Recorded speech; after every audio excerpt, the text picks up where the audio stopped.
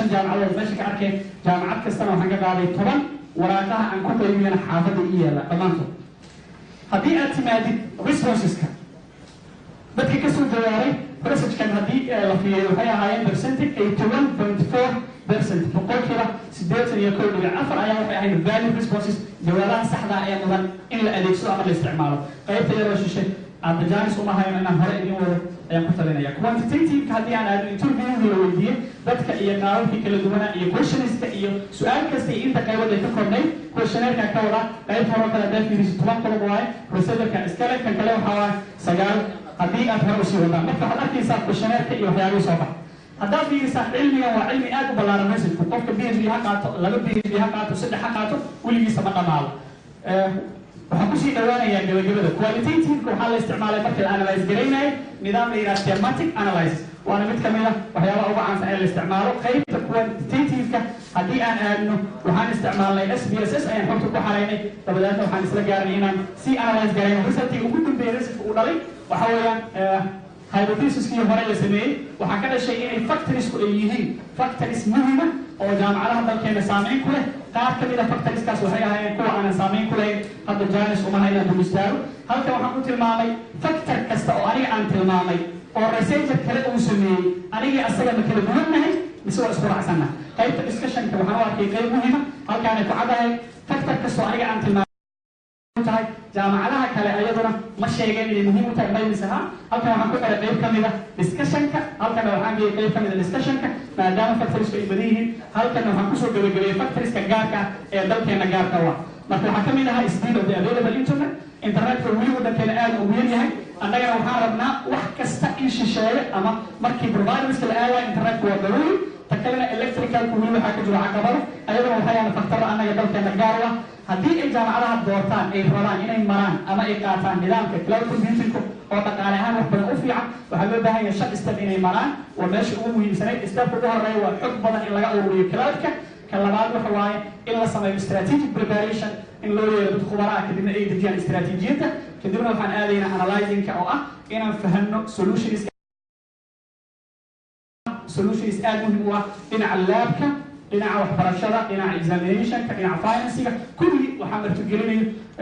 providers naga waaweyn inay naga fiican yihiin ay u badan tahay ugu dambeyn waxa waa implementationka in la galo cilmiga la isticmaalo la adeegsado implementationka kadib waxaan u baahanaynaa post implementation ama inaan tijaabino maintenance garayno waxyaabaha laga yaabo inay soo kordhaan ugu dambeyn waxaan ku talin lahaa qodobka ugu horeeya ku waaninaya jaamacadaha dalkeena ku yaalo inay si dabad ugu guuraan IT serviceskooda dhinaca cloud computingku ayagoo maraya istaraatiijiyadaas degan oo uusan degdeg ku jirin qodobka labaad waxaan ku talinayaa in jaamacadaha dalkeena ku yaalo dadkooda awoodda leh inay bilaabaan inay adabtigareeyaan inay ku bilaabaan daatooyinka iyo xogta inay internetka geeyaan sida hadda aan bilaabanayo website-yadeena jaamacadda Soomaaliya ay ka mid tahay jaamacadaha bilaabay inay adabtigareeyaan cloud computingku waa tan ay isticmaalayaan information systemka marka asaguna hawada ay saareen ta kale oo aan ku talinayo waxa weeyaan in la is-aamino dunidu aad uma badna in aad loo taxadaro trustigu weli ziyaado maaha laakiin waxaan ku talinayaa inay wasaaradaha hay-adaha jaamacadaha ku shaqo leh arrintan inay ka soo saaraan nidaam maxaa yeelay cyber crime dunida ka dhici kara in la iska ilaaliyana waa loo baahan yahay talada ugu dambeysa waxaan u jeedi lahaa mas-uuliyiinta halkan nala joogi karta in dalkeena looga faa'iideeyo arrimaha jira ee cloud computingka ah oo aan jaaniskaasi laga dayicin in loo guurana waxay la tahay arrin muhiima ugu dambeyn waxaan u mahad celinayaa maamulka jaamacadda Soomaaliya maamulka kulliyadda oo soo abaabulay shirkad cilmiyeed waana aad midaan u bogaadinayo wabillahi tawfiiq wasalaamu calaykum waraxmatullah وعليكم السلام ورحمة الله وبركاته بروفيسور محمد آدم الساق أجل يوم هالسنة رناتي ودكتور آد خير واه وكمل معلمينتا فول تايم تا جامعة الصومالية وحكمنا sidoo kale intana run ahaantii waan fahmi karnaa in wax badan aad ka kororsateen keynote speakerkiisa maxamed isaaq aad iyo aad ayaa markale u mahadsan tahay waan hubaa in aqoonyahan dalkan iyo dadkanba markaas anfacaya inaad tahay maxamed isaaq markale waxaan jeclaan lahaa hal mar inaan si wada jira ugu sacbino weli sharciyeed Kenya ayaan ku guri jirnaa jaamacadda Soomaaliya isku soo duuritay gaar ahaan qaybta research development oo kaashanaysa kulliyadda cilmiga kombiyuutarka iyo cabiraadda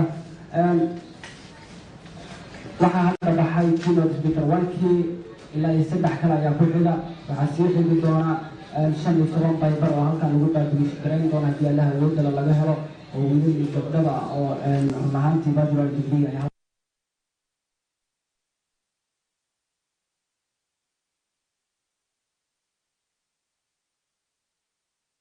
warbaahinta halkan nagula sugan oo muqdisho cable ay qayb ka tahay oo programkan si toosa shirkeena u talinaysa sidoo kalena boodka idaacadda Soomaaliya dadka naga daawanaya iyaguna waa salaameynaa marka waxaa u yeerayaa Master Sahro Abdikariim Ibrahim oo ah aasaasaha shirkadda Sostig ee tiknoolajiyada waxay qayb ka tahay aqoon-yahaninta keynote speakers halkan ka soo jeedinaysa waa gabar waxaan jeclaan lahaa inaad si waxaa waaye ka duwan sidii hore ay u soo dhaweysaan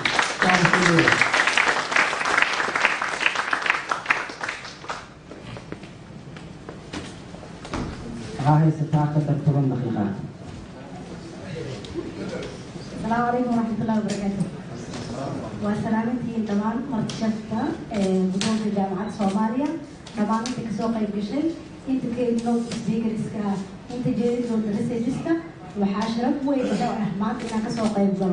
شغل لو تلقى التكنولوجيا ده ولو هاللايا أريمان تكنولوجيا في صوماليا أنا أقول فرحتنا جامعة صوماليا قبل قابل أي نوع سميسي وبرنامج عن وقت بدل السوق إليه هذه أنا هاي بعض كجرة التكنولوجيا ده أنا وحنا إدارة عبدالكريم إبراهيم أساسها شركة سوستك سيدو كله أساسها أفتح برنامج من أول ترجمة إن أقوات الدنيا بنك التكنولوجيا وسكول جالسة سيدو كله توبرها قبلها بنك التكنولوجيا ده بلا كودس ما عنده حشرة إن أنك توبك أنا مدة كسر جري لا بالله لا بكون يا لحدي أغسطس إلى هذا تكنولوجيا الصومالية سيد أنا روح بدل لهي marka aniga jaamacadda aan soo dhameystay computer science waliba programming aan soo bartay tiknoolajiyada waddanka Soomaaliya qaabka ahayd inaan wax ka bedelo yaa waddanka aan dib ugu soo laabtay maanta shirka looga hadlayo Soomaaliya iyo tiknoolajiyadeeda topic aan ugu soo talagalay oo note kooban oo wuxuu yahay sida ganacsiga Soomaalida ay tiknoolajiyada wax uga bedelayso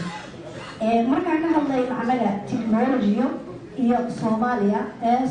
markii wadamada ay soo korayeen ay tiknoolajiyada ku soo biirayeen anaga waxaan ku jirnay dagaalo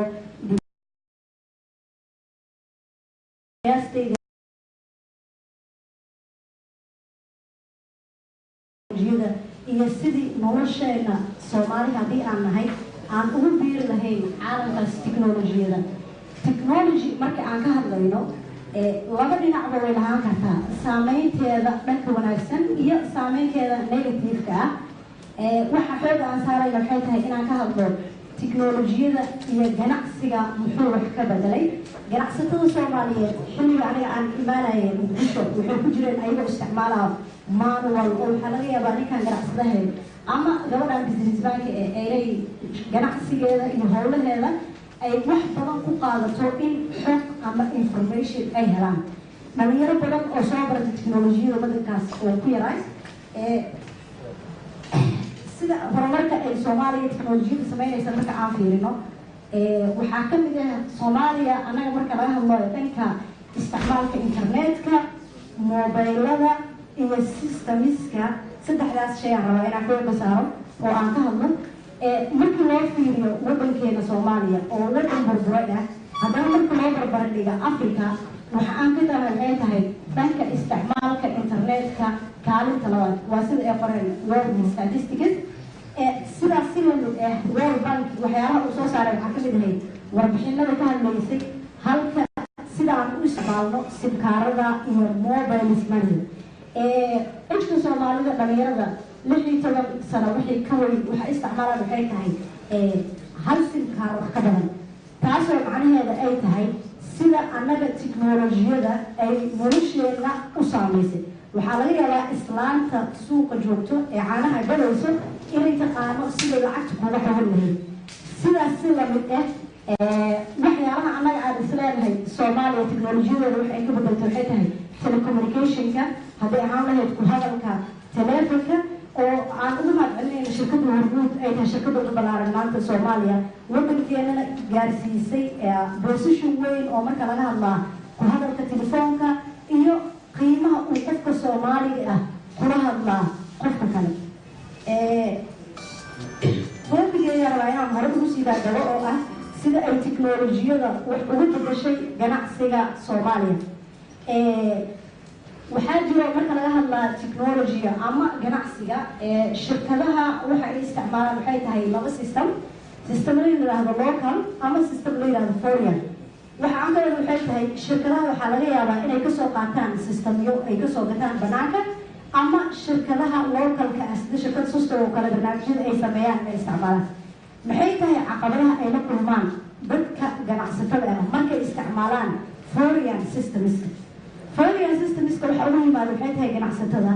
in markuu adeegsanayo laga yaabo markuu caqabad uu arko oo xal u baahdo inay ku qaadato xalinteeda ama fahamka inuu fahmo qofkaas providerka ee serviceka siinaya inay waqti ku qaadato fahamkiisa sidoo kale markii laga hadlayo local systemska shirkadaha Soomaalida waxay sameeyaan waxyaalaha oo xalinaa ugu muhiimsan waxay tahay in qofka Soomaaliga ah baahidiisa asaga haysato in systemska wax loogu sameeyo sidaas si la mid ah marka uu caqabad u haysto luqadda lagu hadlaa oo ah luqadda asaga uu fahmayo oo afka Soomaaliya lagu caawina sidaas la mid ah shirkadaha localska ah waxyaalaha ay faa'iido weyn ugu tahay waxay tahay in dhalinyarada jaamacadaha sida Soomaaliya oo kale ka soo baxay ama siimad aan dhahno ama Murugud University aan dhahno waxay fursad u siinayaan ganacsadaha in dadka wax soo bartay ee shaqo abuur u noqoto shirkad system waa halkan waxaa sii dulmaraa waxay tahay barnaamijyada oo localka lagu sameeyey dhalinyarada Soomaalida ee localka wax ku bartay halkan waxaa rabaa inaan ku dhiirigeliyo dhalinyarada baybarska soo jeedin doonto wadanka barnaamijyada lagu sameeyo inay ku xoog badan yihiin marka loo fiiriyo marka ka fiirina dhanka isfahanka iyo qofkan in uu baahidiisa ee localka ee loo xaliyo technology business operation marka laga hadlaayo oo Soomaaliya waxyaalaha anaga aan isleenahay business ownerskeena caqabadaha haysta waxaa ka mid ahay in qofka Soomaaliya oo ganacsiga iska leh Dubai haddii uu tago haddii uu wadan kale u baxo siduu kula socon lahay ganacsigiisa waxay u guureen hadda dadkii Soomaalida ay la jaan qaadeen inay isticmaalaan tiknoolajiyada e-commerce-ga dhawaanahan waxaa Soomaaliya kusoo badanaya waxay tahay in xataa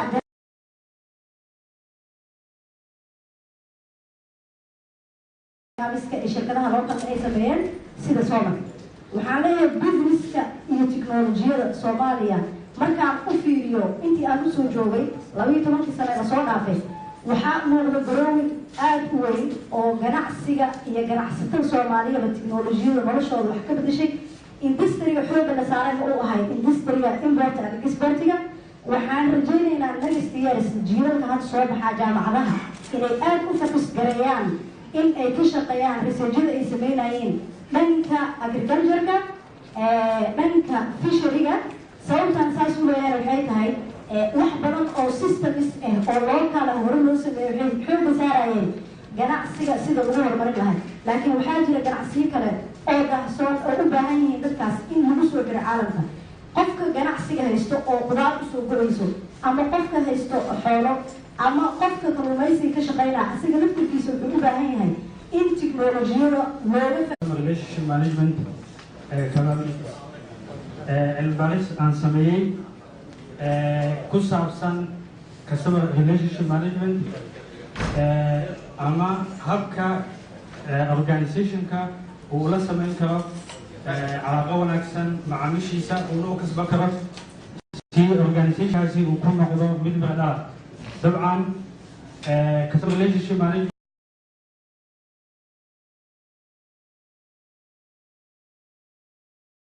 lahaa lagu hagi lahaa ama istaraatiijiyadii la dejin lahaa lagu hagi lahaa macaamil wanaagsan in la helo iyo toolskii lagu qaban lahaa ama lagu kaydin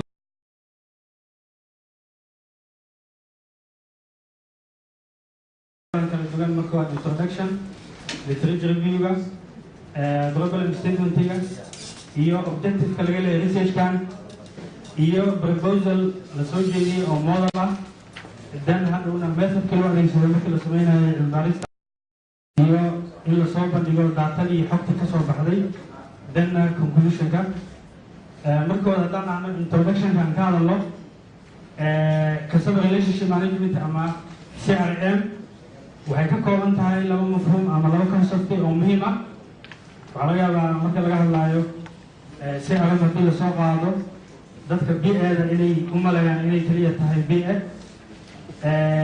haddii dadka IT-gana ay u maleeyaan inay tahay IT kaliya, laakiin waxaa waaye waxay ka kooban tahay customer relation wuxuu ka kooban yahay both labadiba. waa integration ama isku keenid istaraatiijiyo iyo policies kala duwan iyo toolskii lagu fudayn lahaa xogta, lagu kaydin lahaa, lagu analyse lahaa xogta isku company lagu faa'iisto. waa ogtihiin jaamacadaheena Soomaaliya maadaama ay cusub yihiin oo waqtiga la dhisay oo ah xilli macnaha dagaalada sokoy kadib ay ahaayeen, waxay u baahan yihiin waxyaalo badan oo horumarin in loo sameeyo. waxaa koow ka ah say u kasban lahaayeen ama u tagin lahaayeen macaamiishooda. then waxaa waaye researcherka wuxuu sameeyey literature review, wuxuu ka faa'iidaystay researchadii hore ee la sameeyey ee ku saabsanaa customer relationship management. kadibna wuxuu soo bandhigay daraasad cusub. dabcan daraasada waxay ka kooban tahay koow in la ogaado factoriska saameynta ku leh marka la dejinayo istaraatiiji loo dejinayo CRM. tan kale waxaa ku xiga in la helo model lagu daydo oo ay ka faa'iidaystaan jaamacadaha. midda saddexaad waxaa waaye in la helo teknolojiyadii fudan lahayd CRM. danna jaamacadahan Soomaaliya ee hadda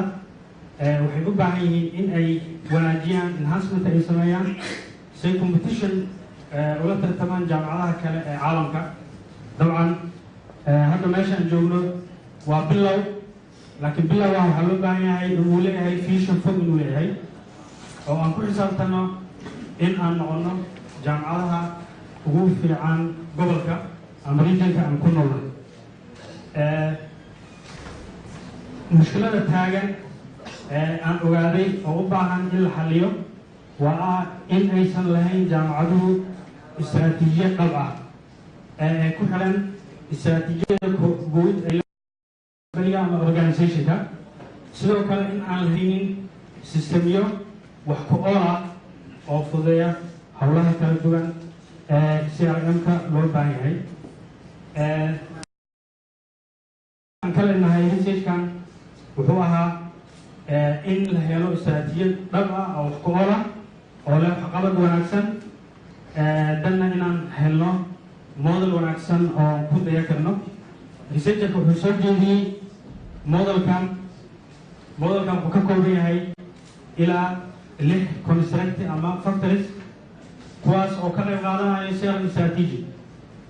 constraintiga koowaad waxaa waaye waa people, process, technology, culture of organization, quality of service iyo top management commitment. dhammaan kuwaas waxaa waaye waxay ka qayb qaadanayaan in la helo istaraatiijiyo wanaagsan. haddii company-ga uu leeyahay dad well trained ah ama shaqaale si wanaagsan u tababarsan, sidoo kale hadduu leeyahay company-ga policy ama strategy uu wax ku maamulo, haddii uu haysto company-ga technology wanaagsan, haddii dhaqanka company-ga uu yahay dhaqan ka qayb qaadanayo istaraatiijiyada oo ah dhaqan aad u wanaagsan oo effective ah. sidoo kale haddii wanaajiyo company-ga servicekiisa, hadday ka qayb qaataan maamulka sare si wanaagsan ama si dhib uga qayb qaataan, taasoo dhan waxaa waaye waxay keenaysaa in la helo istaraatiiji dhab ah. kan wuxuu ahaa modelkii koowaad ee la soo jeediyey lagala soo baxay markii la daraaseeyey modeladii ka horreeyay isaga. methodkii loo adeegsaday researchkan waxaa waaye wax loo yaqaano triangulation oo ka kooban qualitative and quantitative. marka la adeegsado mixed modka waxaa loo yaqaanaa triangulation. researcherka waxaa waaye wuxuu xog ka soo qaaday ilaa 9 jaamacadood.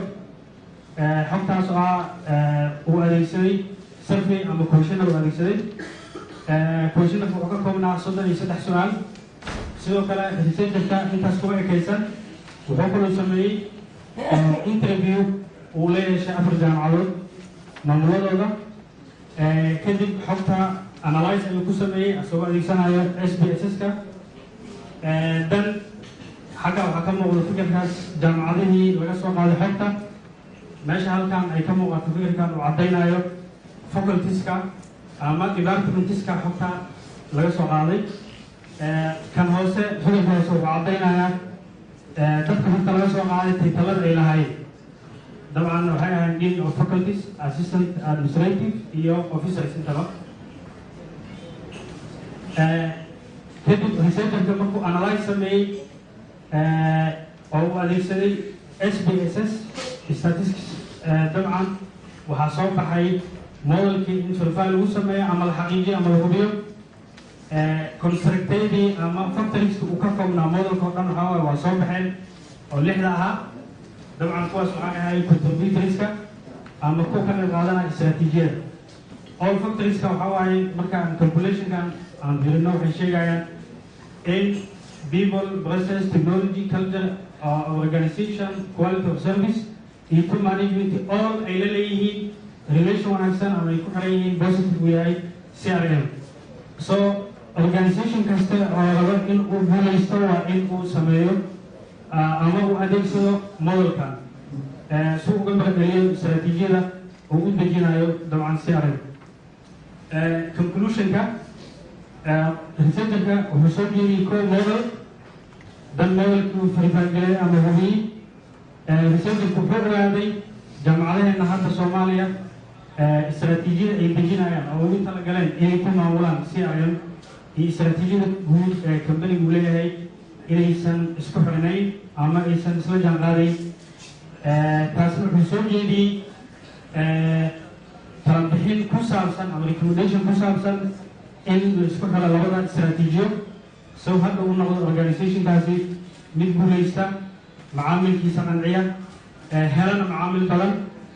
tayeeyana company ama organizationkii sidoo kale macaamilka researchkan waxaan ku ogaanay CRM strategy waxay u baahan tahay 6 factor oo muhiim ah oo ah people, process, quality of service sidoo kale waxay u baahan tahay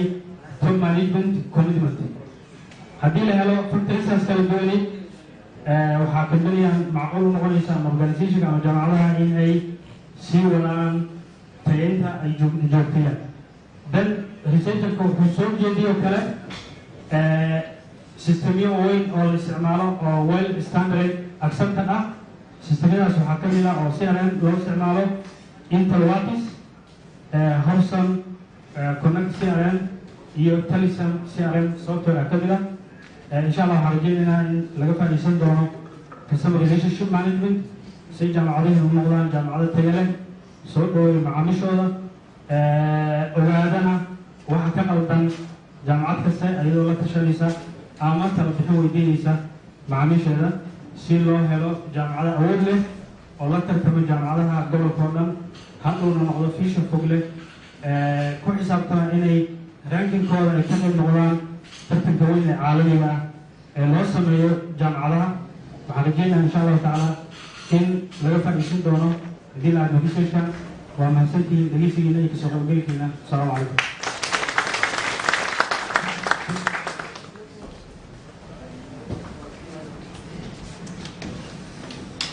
دكتور أحمد أدياد يا عمر سنتهاي سيد قروح بالبدن بمبارسة صوت سميسي هل كان نوسو جيرسي وحا هذا نوسو بيري إنجنير صديق عبد الله العبدي وزيرك هؤلاء إيدي بوليسكا يقولينتا دولة الصومالية سولو وزير سيدو كالجامعة الصومالية سيدو كلا مسؤولية الجامعة الصومالية نقلت جوبتو حكمنا البروفيسور محمد معلم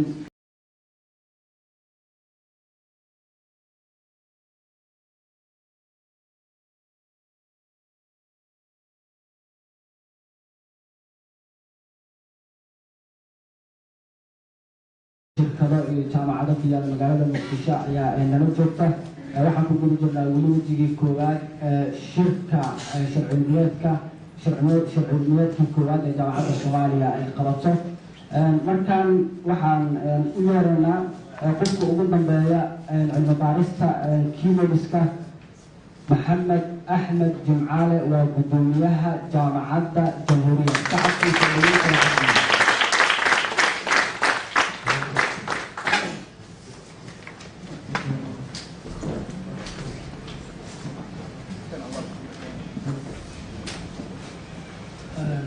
وزيرك تكنولوجيada iyo howlaha guud madaxda ka socota wasaaradda hidaha iyo tacliinta sare Dr. Cabdishakuur iyo Professor Ismaaciil Ustaad Diin oo ka socda bulshada reerka Professor Maxamed Axmed Macalin dhammaan madaxda sharafta leh ee laga yaabo liis ma haysto marka waxaa laga yaabaa inaan ay suurtagal weyn oo aan kale iloobo marada halkan joogta waa idin salaamay aadan u bogaadinayaa dhalinyarada iga horreysay ee cilmi baaristooda iyo soo jeediyey taas waxay caddaynaysaa bahda tacliinta sare inay cagta saartay waddadii cilmi baarista aad iyo aadan idin bogaadinayaa dhalinyarada waxaan leeyahay insha allahu tacaala dadaalkaasi aan laga gaabinin jaamacadda soomaaliyana aad iyo aad ayay u mahadsantahay mawduuca aan ku talagalay shan cilmiyaadkan wax yar waa ka duwan yahay kuwii hadda laga hadlayay ama laga yaabo in kuwa kale insha allahu tacaala ay ka hadli doonaan sidaan ognahay amaba in badan laga hadlayay teknolojiyadu wax badan ayay kusoo kordhisay nolosha bani aadamka oo wax badan wanaajiyey qaabka aan u noolayn iyo sidii aan u noolayn sidoo kale dhinaca kale teknolojiyadu waxay leedahay dhinacyo wax badan oo waxaa jira oo negative ah oo la yimid teknolojiyada la yimid kuwaasoo loo baahan yahay iyaga laftigooda inaan la mogaanin oo laga hadlo insha allah teknolojigu marka la fiiriyo 1960-maadkii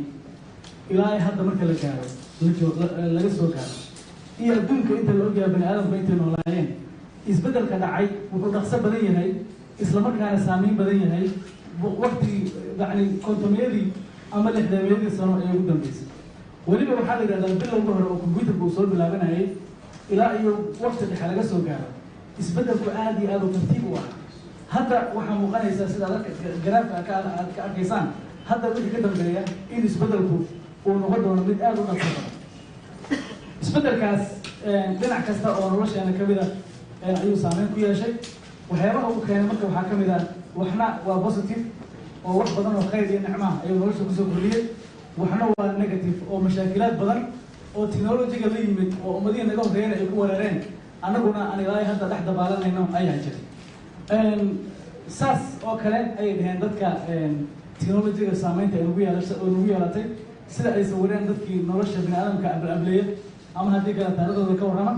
marka ugu dambeysay waxa waaye waxaan usoo dhammaanay halkaasna aan taagannahay inaan kombiyuutarradii aan ku foorarno har iyo habeen technologigu marka waxay keentay markay ay soo korortay marka laga soo tago nicmada iyo khayrka badan oo ay leedahay waxay keentay in isbeddel weyn oo ku dhaca nolosha bini aadamka markii dhinaca positiveka laga fidiyo waa okay laakiin sidoo kale mashaakilaad badan ayaa yimid oo ay ka mid tahay technologigu inay suurtagelinayso dambiye cusub noocyo cusub oo dambiye oo dhici jiray inay dhacaan ama dambiye hore u dhici jiray inay isbedelaan berigii hore markii tuugadu ay rabaan inay bangi dhacaan koox ay isku soo raaci jireen ayagoo xabado iyo mafardo ama baabuur wata markii xabadu ay ka qeybdo ayaa laga yaabaa laba jawaan oo doolar in la carari jiray laakiin hadda waxaa laga yaabaa nin keligii qol mugdiya dhex fadhiya inuu halaajiyo ummadan ama haddii kale uu dhaco malaayiin uu dhaco ama haddii kale uu kharibaad noocaas oo kale uu geysto marka labadaas dhinacaas iyada insha allah waa kan firin doonaa hawsha marka technologiga marka la fiiriyo dabcan xadid walaa xarag marka laga hadlayo saameynta positiveka iyo nicmooyinka iyo khayrka noo soo kordhay waxaa aad iyo aad u fududaaday qaabkaan u ganacsano waxaa aad iyo aad u fududaaday qaabkaan wax u baranno waxaa aad iyo aad u fududaaday qaabkaan u safarno waxaa aad iyo aad u fududaaday qaabkaan xiriirka aan u samayno sidoo kale xataa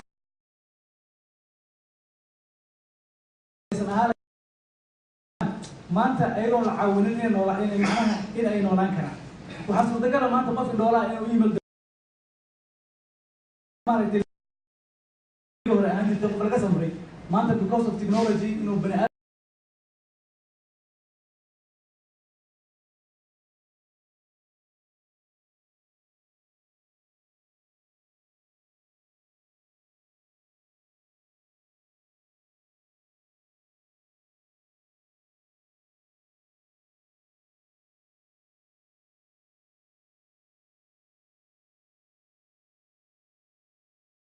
yaashahay ay u geysanayaan waxaa kamid ah maaragtay dadkii in la aflagaandeynaayo waxaa lamid ah dadkii in la cabsi gelinayo وحكمنا مثلا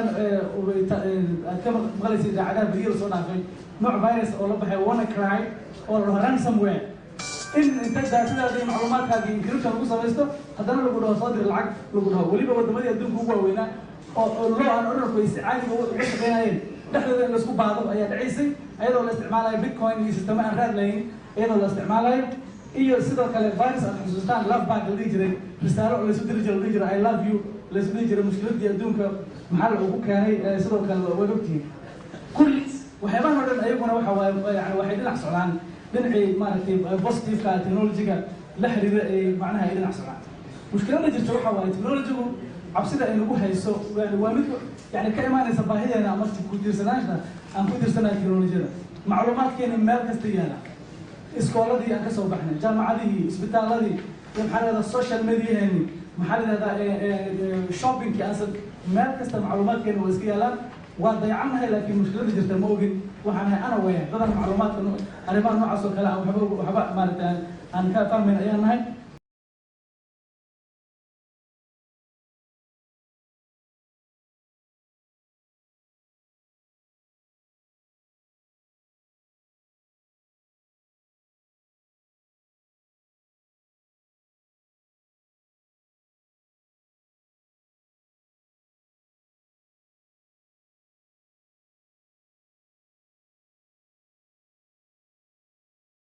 حاجة تكنولوجيا يعني جيل سنتاس waxay ka imaanaysaa marka ugu horeysa technology-ga la tirgeeda ayaa loo yahay mushkil qabta bartuqaalka ugu muhiimsan oo internet-ka waa ogtiin TCP/IP wuxuu leeyahay cilado uu ku dhashay oo la ogaa bariga hore oo internet laga fikirayo laga fikirayn mushkiladda security waxa laga fikirayo ama wax weyn loo arkay in communication-ka iyo maaragtay convenience-ga arrimahaas ayaa laga fikirayo marka technology-ga la tirada cilado leh bini aadamka laftiisa ayaa cilado la iman kara ama wuxuu noqon karaa kharbudaad ayuu ku iman karaa saa darteed macluumaadkeena meel kasta yaalaan haddana waa nuguela jira probability intaas leeg oo khatar ayaa jira waxyaabaha mushkiladaha ugu mid ay ka yimideen waxaa kamid a arrimaha ethicalka ama anshaxa arrimaha anshaxa xaggooda la xiriira oo ayaa maaragtay jira oo mushkilad weyn xagga maaragtay teknolojiyada ugu keentay waxaa la dhahaa marka waxaa laga hadlaa waxa la yidhahda technology-ga saamaynta ay lato waxaa la yidhahda ripple effect waxaa laga wadaa mujtamaca waxaa lagu matalaa haro weyn ama maaragtay meel weyn oo biyo ay ku jiraan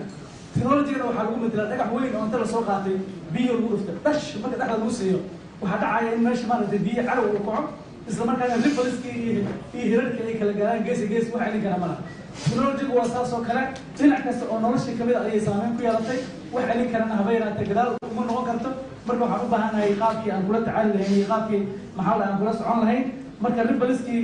markii la sawiro waa kuwan saameynta ay yeelanayaan waxaa kamid a dhinac kasta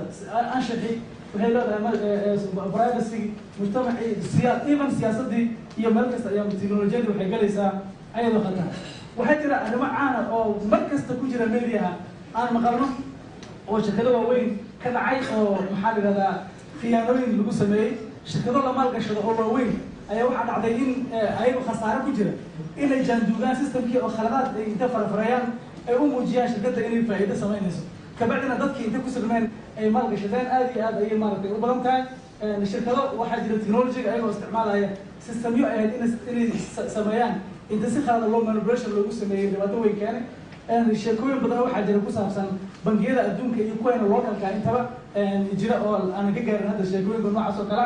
intaasoo dhan waxa waaye waxaa dhacaysa technology-ga ayaa waxay caawinaysaa dambiyada noocaas oo kala in la galo oo maaragtay saas oo kale maxaa la yidhahdaa ay wax u dhacaan mushkiladaha marka waxyaabaha cajiibka waxaa kamid a oo waxaan sii adkeynaya beriga hore computerada bilowga hore computerka sizekiisu waa weynaayo wuxuu la ekaa yani dhismo dhan oo la ekaa laakiin maskiin oo ah shaqo badan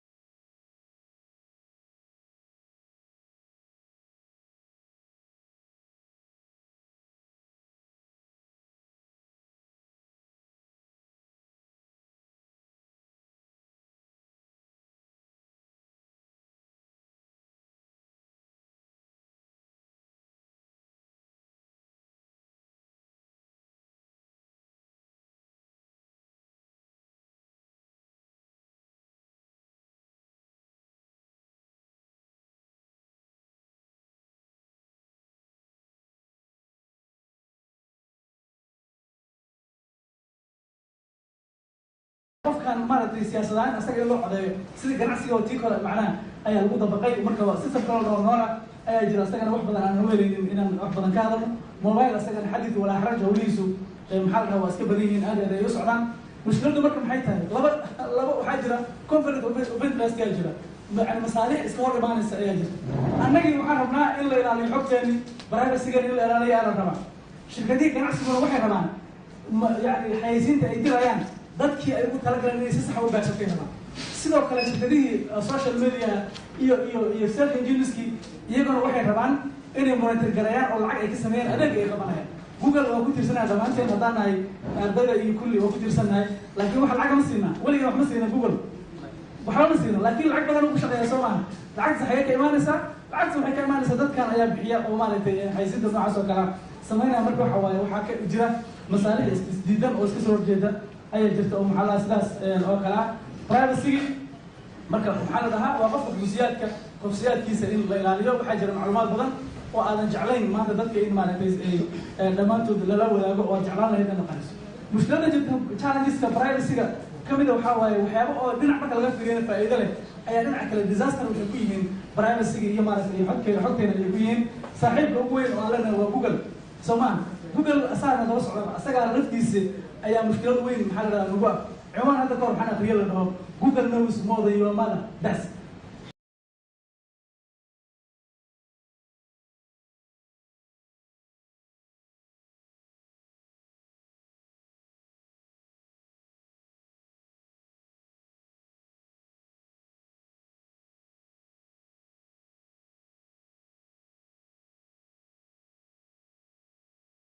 arrimaha kale Facebook iyo kuwa noocaas oo kale ayagana social media ayagana waa saas oo kale waxaa jira meelo yani shirkado waaweyn oo khatar oo privacy maaragtay violations ay ka dhacaan shirkadaha alcaqariib qaarkood dadku waa yaqaanaan Pakistan iyo RSA waa shirkadihi camaaraqada ah oo security loo soo raadsan jiray waaye dadkooda ayaa dadka macluumaadkooda lumiyeen oo maaragtay saas oo kale sameeyeen case-ka oo Facebook iyo Cambridge Analytica ayagana maxaa la yidhahdaa ka hadlamayno privacy-ga si loo ilaaliyo waxaa jira dhowr technology oo lagu ilaaliyo oo encryption iyo waxyaabaa noocaas oo kale in la ilaaliyo ayagana maxaa la yidhahdaa waa suurtagal mushkiladda kale waa intellectual property oo dadkii hantidoodii caqliga ahayd in maaragtay si khalad lagu qaato ayay technology-gu suurtagalisay maxaa yeelay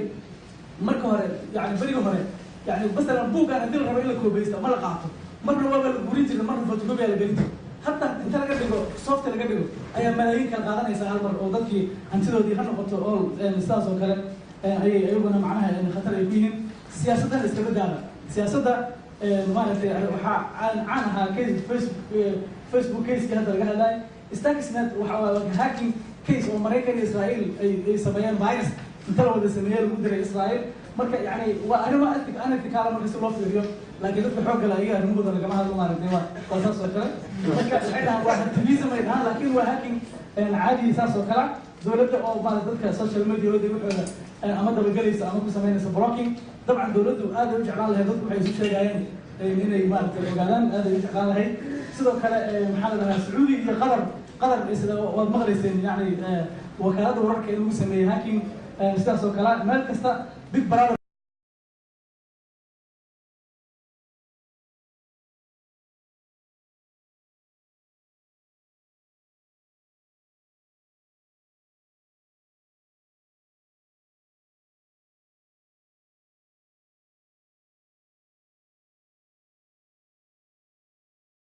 والتكنولوجيا مستحدثة يقص عن تعميرنا خمسة تاور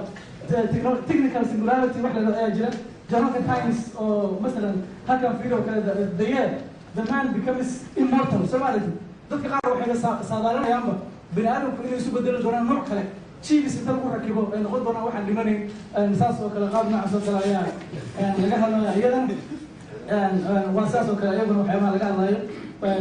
واساس وكلا وحنا بقى إنه وحنا أن تعطوا السامين أنا مجتمع الصومالي دي أنا أي ويرتي أنا كاس مستعجل بقى هذا جامعة وغير جوال خير الله نسيو أنا كاس وأنا critical هذا استعجل بدنا لقى مسمين أنا كاس يلا وحنا جينا إن شاء الله نلعب كاس وحبرشة وكلية سامين تدقق وكلية من الدين وده especially وحنا عايزين شد جوني ووقف رماها لقاها الله تكنولوجيا اللي سامين كلية لقى سماية marka halkaas waxaa la idinkaga fadhiyaa inaad idinka create garaysaan oo aanan keliya jaamacado badan furinaha aad samaysaan wax allaala wixii suurtagelin kara inaad xafiisyada dowladda wax ka ogaataan institutionadiin oo kale hadday caafimaad ahaan lahayd hadday waxbarasho ahaan lahayd hadday ahaan lahayd identityga wasaaradaha amniga securityga kulli inaad ogaataan aad tidhaahdaan systemkan yaan aan develop garaynaynaa dowladdan useful u yahay marka haddii xataa ay dowladdu u aragto in systemkan very encrypted yahay xoog badan yahay innaga xataa waa mushkileynaynaa noo keena maleyna tuwadaan ugu badataan wax iska dhicin ya finally horta waxaan aan idinkaga mahad celinayaa barnaamijyadan oo kale muhiim waaye weliba muhiim wuxuu yahay waxaad ka hadlaysaan waa technolojiyo nolosha maanta saameynay ku leedahay wejigaan qofka ku yaala waa la recognize-garayn karaa waxaad aragtaan isha la saara gacanta la saara waxaas dhan waxa waaye si aan qaladaad u dhicin aan annagoo technolojiyada ka faa'iidaysanayna kow dowladda xaggeeda aan u isticmaalo labo institutionadii saddex citizenskiina because kaararkan qaarkood waa lagu dhibaateyn karaa